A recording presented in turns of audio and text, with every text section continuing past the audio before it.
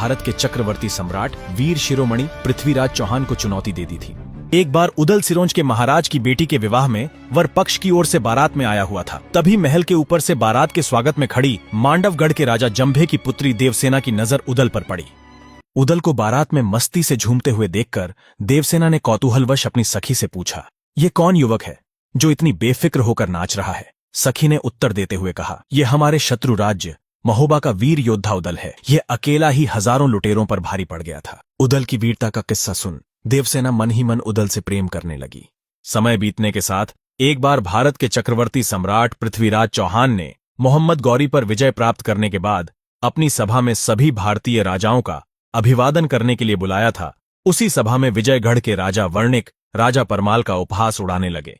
उदल ने देखा कि राजा वर्णिक अपनी सीमा लांघ रहे हैं। उदल ने तत्काल राजा वर्णिक की दाढ़ी खींच डाली। अचानक हुई इस घटना से पृथ्वीराज चौहान की क्रोध की सीमा पार कर गई। पृथ्वीराज चौहान ने पूछा, कौन है यह उद्दंड बालक? उदल ने पलटकर जवाब देते हुए कहा, मैं दक्षराज पुत्र उदल हूं।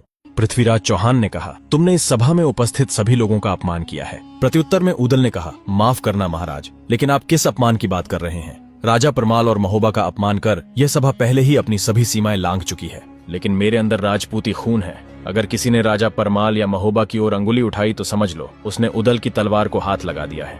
भरी सभा में उदल के इस धमकी भरे लहजे को देखकर पृथ्वीराज चौहान के क्रोध की सीमा पार हो गई।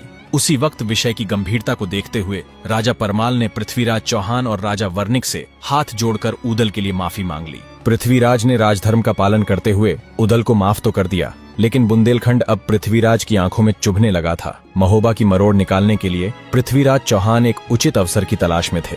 एक दिन राजा परमाल राज दरबार में बैठकर उदल की वीरता की चर्चा अपने सभासद